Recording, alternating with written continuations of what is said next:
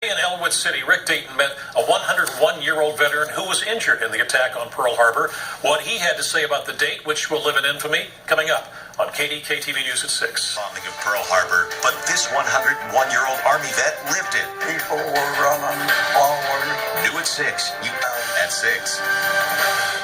Heard about the bombing of Pearl Harbor, but this 101-year-old Army vet lived it. People were running forward.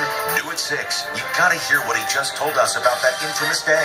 Planes start coming down. At 6.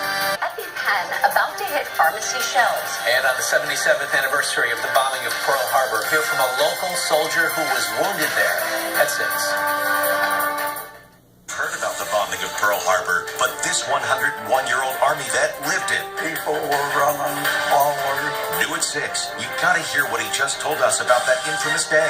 Planes start coming down. At 6. Family and friends are remembering Pearl Harbor Day, and you're going to hear from one man who was sharing his personal experience.